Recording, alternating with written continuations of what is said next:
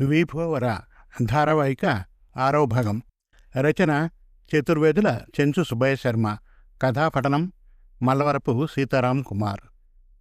జరిగిన కథ: కాశీలో గంగాస్నానం చేస్తూ ఉంటారు విజయేంద్ర స్వామీజీ. ఆయనకు దగ్గరలోనే స్నానం చేస్తున్న retired DIG of police Kashyapa శర్మను ఎవరో షూట్ చేస్తారు. కాశ్యప శర్మ మృతదేహాన్ని తనకు అప్పగించమని పోలీసుల్ని కోరుతారు స్వామీజీ. గతం గుర్తుకు తెచ్చుకుంటారు. అనాథ బాలుడు విజయశర్మను తన కొడుకు కాశ్యప శర్మతో పాటు పెంచుకుంటాడు రామశర్మ. రామశర్మ మాధవి దంపతులకు ఆడ మగ కవలలు పుడతారు. పిల్లలతో యాత్రకు వెళ్లిన రామశర్మకు ఒక స్వామీజీ కనపడతాడు. విజయశర్మ కాశ్యప శర్మలను వృద్ధిలోకి వస్తారని దీవిస్తాడు. ఆధ్యాత్మిక గురువుల గురించి, స్వాతంత్ర్య సమర యోధుల గురించి విద్యార్థులకు చక్కగా వివరిస్తారు రామశర్మ గారు. ఇక విభోవర ధారావాహిక 6వ భాగం వినండి. విజయశర్మ కాశ్యప శర్మలకు 17-16 సంవత్సరాలు. మాధ్యమిక విద్యా పాఠశాల చదువు పూర్తయింది. ఆ రోజుల్లో వారు ప్రతి సంవత్సరం కేవలం చదువులోనే కాకుండా అన్ని ఆటల్లో గొప్ప ప్రావీణ్యత సంపాదించారు. +2 చదువున ఉత్తమ శ్రేణిలో ఉత్తీర్ణులైనారు. ఆశ్చర్యకరమైన విషయం, ఇరువురికి స్టేట్ ఫస్ట్ మార్కులు. వారి ఫోటోలు పక్కపక్కన నాటి దినపత్రికలో ప్రచురించారు. ఇరువురిని గురించి ఆ పత్రికల వారు గొప్ప ప్రశంసలు రాశారు. స్కూలు యాజమాన్యం సభను ఏర్పాటు చేసి రామశర్మ మాస్టారు గారికి సన్మానం చేశారు. విజయ్ కాశ్యప్లను గురించి గొప్పగా మాట్లాడారు. ఇరువురికి ఎన్నో బహుమతులు స్కూల్లో లభించాయి. ఉత్తమ విద్యార్థులన్న పేరును సంపాదించారు. ఆ ఇరువురికి, రామశర్మ మాస్టారు గారికి ఎంతో ఆనందం. సభ ముగిసి ఇంటికి వెళ్ళిన విజయ్ కాశ్యప్లకు మాధవి వాకిట దిష్టి తీసింది. ఇరువురి నొసటన ప్రీతిగా ముద్దులు పెట్టింది. అప్పటికి భాస్కర్ శర్మ, రుద్రమాల వయస్సు 11 సంవత్సరాలు. ఇరువురు 6వ తరగతి చదువుతున్నారు. విజయ్ కాశ్యప్ శర్మలను వారిరువురు ఎంతగానో పొగిడారు.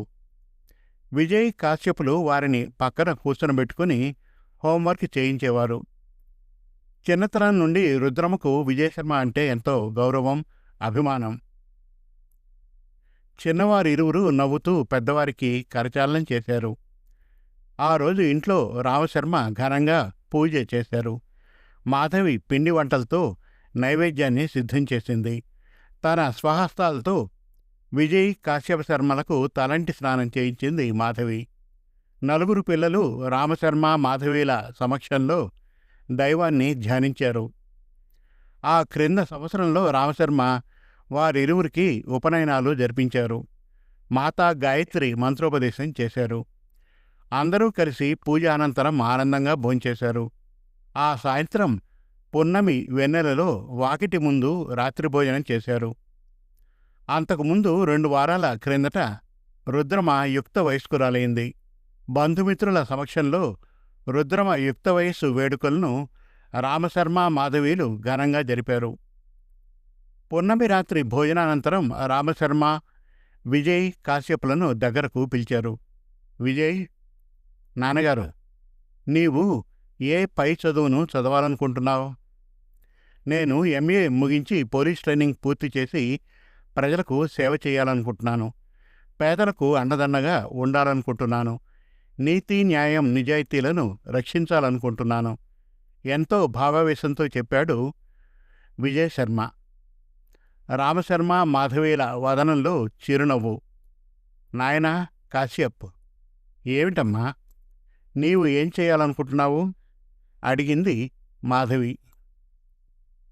విజయ్ నిర్ణయమే నా నిర్ణయం, చిరునవ్వుతో చెప్పాడు కాశ్యప్. ఇరువురు పోలీసులవుతారా? ఆశ్చర్యంతో అడిగాడు రామశర్మ. అవును నాన్న, ప్రజలను అన్ని విధాలా ఆదుకొని రక్షించగలిగిన ఉపాధి నాన్నది. ధర్మరక్షణ, దుష్ట శిక్షణ చేయగలిగిన వృత్తి కదా నాన్నది. అందుకే నాకు ఆ ఉద్యోగం అంటే ఎంతో ఇష్టం. నవ్వుతూ విజయ్ ముఖంలోకి చూశాడు కాశ్యప్. విజయ్ తన చేతిలోకి కాశ్యప్ చేతిని తీసుకున్నాడు. ఇరువురు ఆనందంగా నవ్వుకున్నారు. చిన్ననాటి నుంచి మీరిరువురు ఒకే మాట ఒకే పద్ధతిలో పెరిగారు. మీ భావి జీవితంలో కూడా మీరు ఇలాగే కలిసిమెలిసి మీరిరువురు ఒకే తత్వంతో ఆ శ్రీరామ లక్ష్మణుల్లా వర్ధిల్లాలని నా ఆశయం.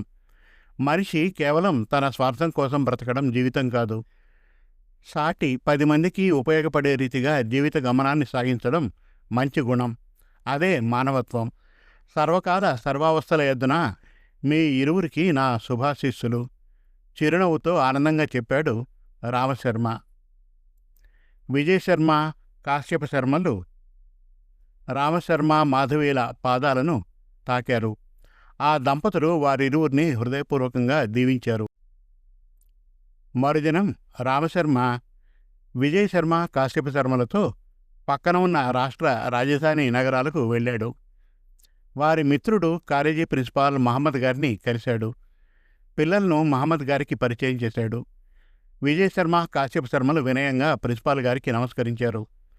తాను వచ్చిన పనిని రామశర్మ మహమ్మద్కు తెలిపి పిల్లల సర్టిఫికేట్స్ను, బహుమతులను చూపించాడు. మహమ్మద్ గారు చాలా సంతోషించారు.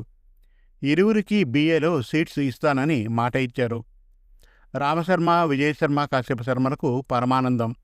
రామశర్మ అక్కడ తన చిన్ననాటి స్నేహితుడు మురళీమోహన్, సీనియర్ తెలుగు లెక్చరర్, తటస్థపడ్డాడు.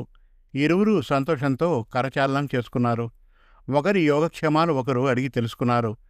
రామశర్మ పిల్లలను మురళీమోహన్కు పరిచయం చేశాడు. రాము, నాకు గంగా, గౌరీ ఇరువురు ఆడపిల్లలు. ఈ కాలేజీలోనే చదువుతున్నారు. నా భార్య హైస్కూల్ హెడ్ మాస్టర్ శ్యామల.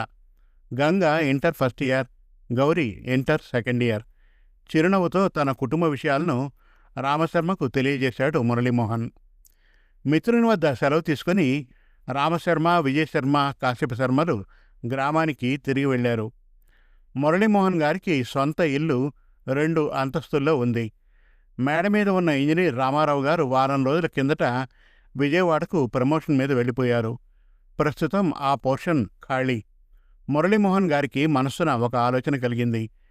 ఆ పోర్షన్లో రామశర్మ తన కుమారులను అద్దెకు ఉంచితే తన ఆదాయం యథాప్రకారంగా వస్తుందని భావించాడు.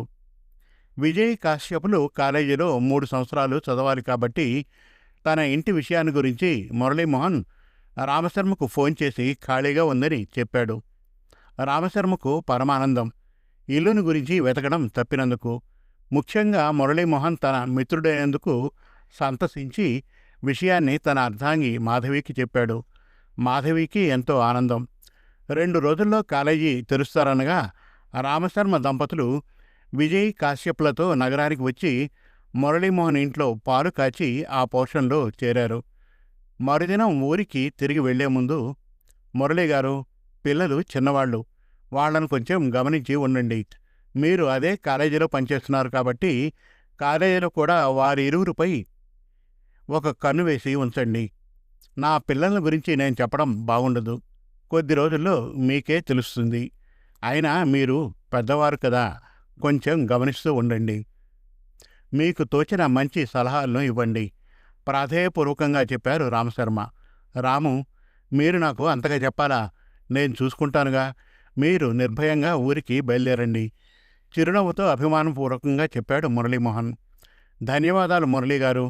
కృతజ్ఞతాపూర్వకంగా చేతులు జోడించాడు రామశర్మ. కాలేజీకి వెళ్ళి ఫీజులు, మురళీగారికి వారు చెప్పినట్లుగా 3 మాసాల అద్దె 18,000 చెల్లించాడు రామశర్మ. విజయశర్మ, కాశ్యప శర్మలు రామశర్మ, మాధవీలు బస్టాండుకు వచ్చారు. నాయనా విజయ్, నీ తమ్ముడు గురించి నీకు తెలిసిందే. వాడు మహాపిరికి, భయస్థుడు. వాణ్ణి జాగ్రత్తగా చూసుకో. ఇల్లు, వంట, కాలేజీ తప్ప ఎక్కడా తిరగవద్దు. చదువు మీద మన ఊర్లో, మన ఇంట్లో ఎలా సాధన చేసేవారో అలాగే ఇక్కడ కూడా చదవండి.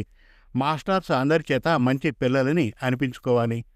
అందరితో కలిసిమెలిసి సఖ్యతతో మెలగాలి.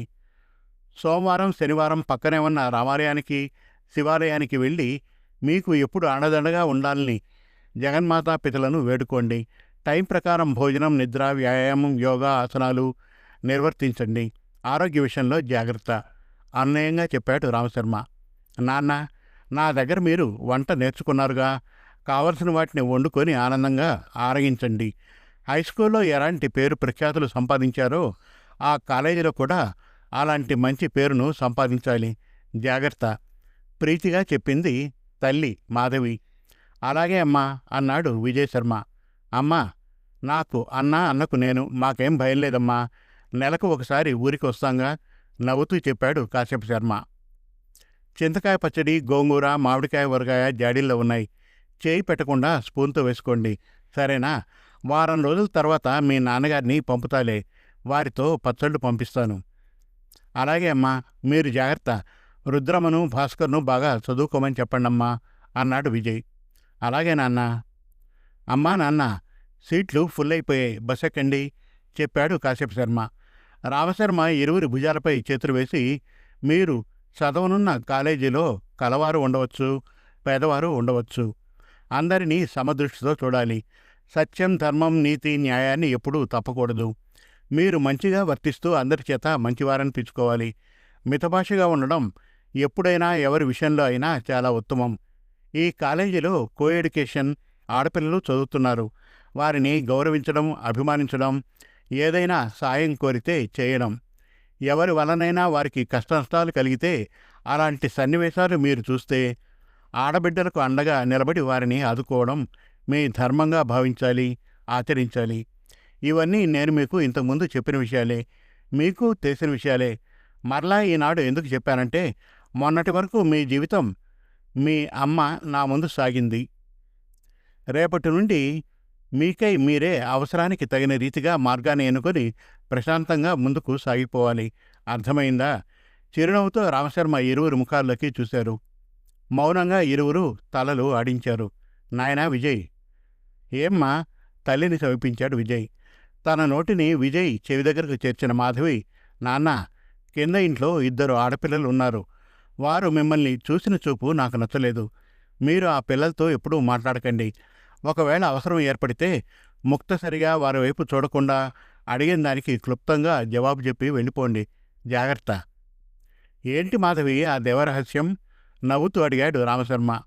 ఆహా, ఏమీ లేదులేండి, ఏదో వాడి మధ్య నా మధ్య మాట తలాడిస్తూ చెప్పింది మాధవి. డ్రైవర్ బస్ వైపుకు నడిచాడు. రామశర్మ, మాధవీలు బస్సు ఎక్కారు. బస్సు కదిలింది. టాటా చేతులు పైకెత్తి చెప్పారు ఆ అన్న తమ్ముడు. ఆ పైవారం రామశర్మగారు రిటైర్ అయ్యారు. వ్యవసాయ పనులను చూసుకోసాగారు. ఇంకా ఉంది వీభోవర ధారావాహిక 7వ భాగం త్వరలో. మరిన్ని చక్కటి కథల కోసం, కవితల కోసం, వెబ్ సిరీస్ కోసం మన తెలుగు కథలు.com విజిట్ చేయండి. Thank you.